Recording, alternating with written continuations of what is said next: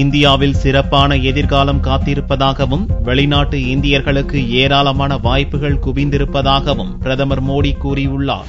வெளிநாட்டு வாழ் இந்தியர்களின் 13வது மாநாடு குஜராத் தலைநகர் காந்தி நகரில் உள்ள மகாத்மா மந்திர் எனும் மாநாட்டு மையத்தில் வியாழனன்று துவங்கியது. குஜராத்தில் முதல் முறையாக நடக்கும் இம்மாநாட்டில் 58 நாடுகளில் வசிக்கும் 4000க்கும் அதிகமான வெளிநாட்டு வாழ் இந்தியர்கள் கலந்து கொண்டனர். மாநாட்டை துவக்கி வைத்து பேசிய பிரதமர் நரேந்திர மோடி, உலகம் முழுவதும் 200 நாடுகளில் இந்தியர்கள் வசிப்பதாகவும் அந்நாடுகளில் இந்தியாவின் தூதர்களாக அவர்கள் செயலாற்றுவதாகவும் புகழாரம் சூட்டினார். இந்திய குடிமக்கள் வேலைவாய்ப்புகளை தேடி நம் நாட்டை விட்டு அயல் நாடுகளுக்கு குடியேறி வந்ததாக குறிப்பிட்ட பிரதமர் மோடி, இப்போது அந்த வாய்ப்புகள் இந்தியாவிலேயே குவிந்திருப்பதாகவும் பெருமிதத்துடன் கூறினார். காலம் மாறிவிட்டது என்று குறிப்பிட்ட பிரதமர் மோடி, வெளிநாட்டு வாழ் இந்தியர்களுக்கு பல்வேறு தொழில் முதலீட்டுக்கான வாய்ப்புகள் இந்தியாவில் காத்திருப்பதாகவும் கூறினார். பிரதமராக பொறுப்பேற்ற பிறகு 50 நாடுகளின் தலைவர்களை சந்தித்து பேசியதாக குறிப்பிட்ட பிரதமர் மோடி, உலக நாடுகள் அனைத்தும் இந்தியாவுடன் இணைந்து பணியாற்ற மிகுந்த நம்பிக்கையுடன் இருப்பதாகவும் பெருமிதத்துடன் தெரிவித்தார். வெளிநாடுகளில் வசிக்கும் இந்தியர்கள் சந்தித்து வரும் பிரச்சினைகளை தான் நன்கு அறிந்துள்ளதாக கூறிய பிரதமர் மோடி,